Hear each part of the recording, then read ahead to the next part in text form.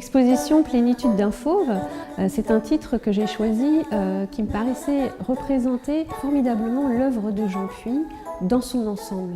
Ce qu'on retrouve systématiquement, c'est cette forme de plénitude qui habite cet artiste et ses toiles pendant 50 ans de carrière.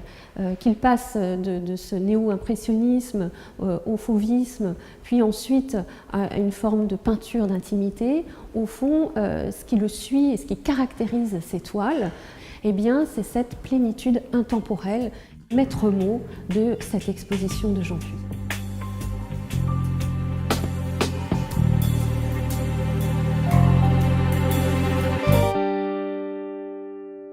Ce qui nous intéressait dans ce tableau, c'était cette ouverture particulière avec un regard perdu au loin, puis aussi dans une certaine désinvolture, je dirais, de la pose de ces demoiselles légèrement déhanchées, nues avec les yeux bandés, et qui est aussi une forme de mystère pour nous dans le regard que peut porter Jean Puy sur la femme de manière générale, qui est aussi le regard finalement du visiteur.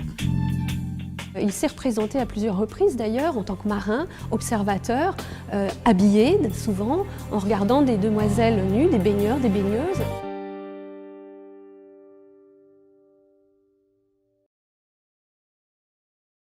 Jean Puy, accompagné de ses amis, Matisse en particulier, s'est expérimenté à cette technique du divisionnisme, qui est donc le principe même d'apposer des touches de couleurs juxtaposées au lieu de mélanger directement la couleur sur la palette, pour essayer de faire ressortir toute la lumière possible d'un tableau. Et ces nouvelles expériences autour de la couleur et de la lumière lui ont permis finalement de comprendre davantage, il me semble, la construction d'un tableau, puisqu'on voit qu'assez rapidement, la touche s'élargit et que peu à peu, on voit des masses colorées qui apparaissent et qui, à mon avis, sont la transition même de son travail vers le fauvisme.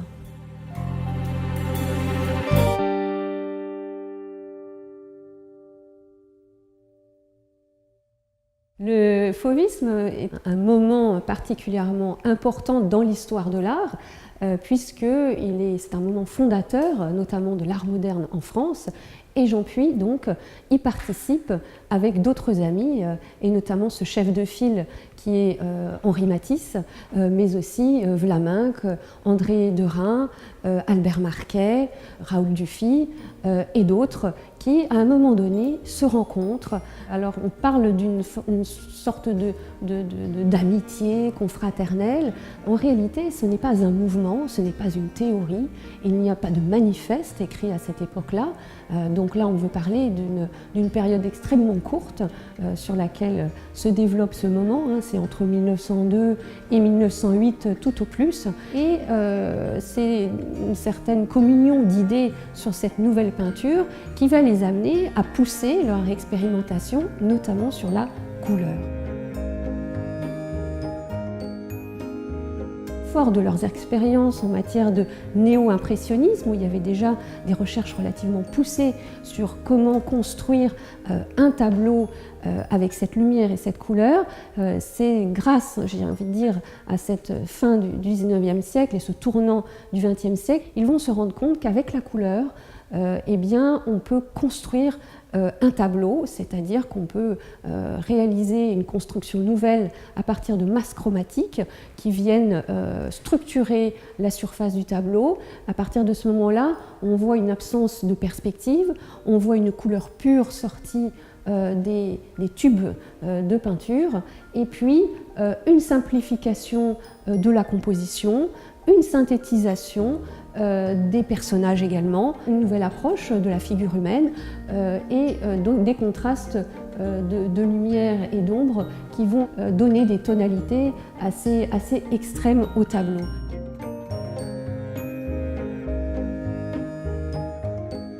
Jean Puy, comment se place-t-il dans cette nouvelle configuration finalement?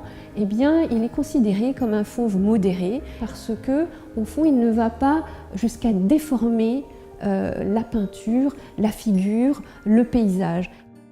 En 1904, les artistes partagent des idées, des expériences, partagent leurs pinceaux, leurs discussions. Ils partagent également les ateliers où ils se retrouvent.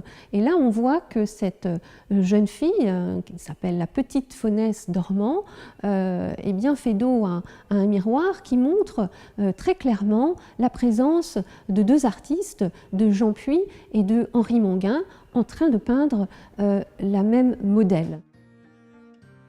Ici, Jean Puy aborde la figure à la fois de manière extrêmement abrupte, dans une touche extrêmement forte et vive, dans une couleur relativement faible au niveau des blancs, avec une complémentarité de couleurs au niveau orange et vert ici, et donne à la figure une extrême douceur par ce côté rosé sur la joue.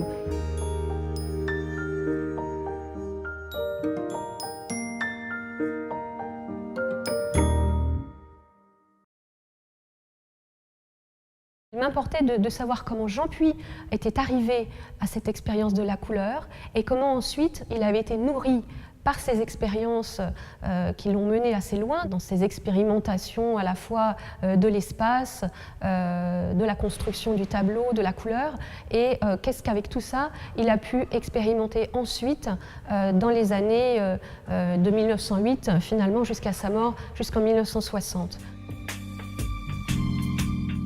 Dans cette salle sont réunis un certain nombre d'œuvres qui vont résonner fortement par leur coloris. Des couleurs de bleu, de violet, d'orange aussi. Donc on sent vraiment l'expérience fauve derrière ces toiles, à la fois par le jeu des complémentaires, et ces tons assez forts, hein, assez forts qu'on peut avoir de déclinaison dans les coloris.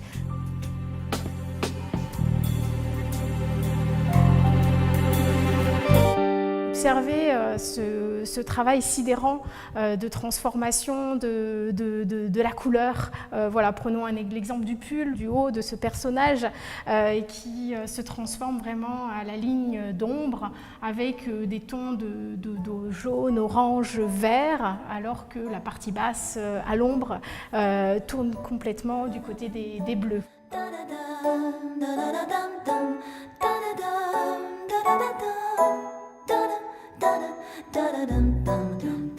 1908, on est au sortir de cette période fauve, on a un virage à 180 degrés qui le pousse finalement à réaliser des tableaux de cette envergure, donc plutôt des grands tableaux, des très grandes compositions. Il s'éloigne tout à fait de ces hardiesses spatiales et chromatiques qui ont fait de lui un artiste moderne pendant cette période fauve, pour aller vers des compositions extrêmement travaillées et en faire donc une composition beaucoup plus, en tout cas proche, peut-être plus traditionnelle aussi et plus réaliste. Pourquoi à un moment donné faire ce grand virage? Eh bien Jean Puy est assez tourmenté, il le dit d'ailleurs dans ses courriers, il le raconte, il se confie à Matisse sur ces questions-là, sur le fait de pouvoir mettre la vie même sur son tableau. Eh bien qu'est-ce que ça veut dire? C'est d'aller chercher au fond une forme de réalité. Et c'est vrai que Guillaume Apollinaire le dit très justement, hein, il parle d'abandon, de nonchalance harmonieuse, et on sent cette forme de plénitude intemporelle qui habite fortement ces tableaux à partir de ce moment-là.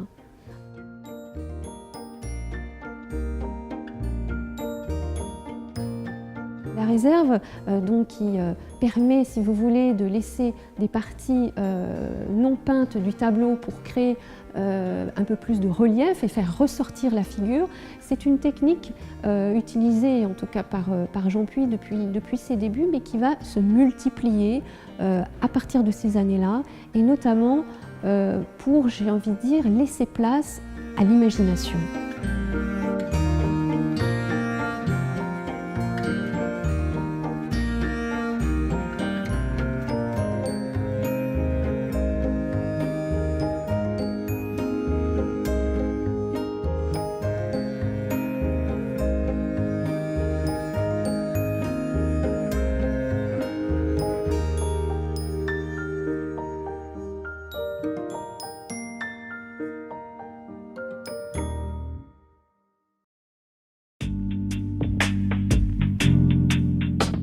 sujet qu'on retrouve de façon extrêmement importante dans l'œuvre de Jean Puy, c'est évidemment le nu. Des nus de dos, des nus de profil, des nus couchés ou recroquevillés.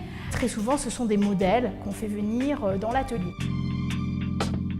À travers à la fois la question du nu ou d'autres sujets, c'est une façon de se réinterroger sur le rapport entre réalité, interprétation et voilà, qu'est-ce qui est réaliste, qu'est-ce qui n'est pas réaliste, qu'est-ce qui est simplifié, qu'est-ce qui est transformé, qu'est-ce qui est de l'ordre de l'émotion, du ressenti.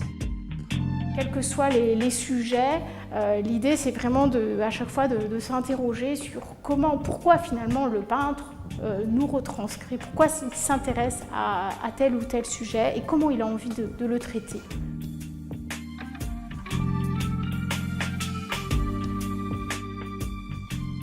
Parmi les sujets privilégiés de Jean Puy, il y a aussi des autoportraits. Et nous arrivons ici devant l'autoportrait à la pipe de 1920. Une des caractéristiques de ces autoportraits, c'est une organisation de la composition en deux parties, avec la partie droite extrêmement éclairée et la partie à l'ombre où on a cette impression que le visage s'est effacé. Donc quelque chose d'assez étonnant et qui bien sûr rentre en résonance avec ce trait de caractère qu'on connaît de Jean Puy. Une personnalité qui était à la fois ouverte sur la vie et en même temps quelqu'un qui pouvait aussi se refermer sur lui-même, être dans quelque chose, une sorte de repli, avec une espèce d'introspection qu'on peut ressentir à la fois dans des autoportraits comme celui-ci qui interrogent aussi le temps.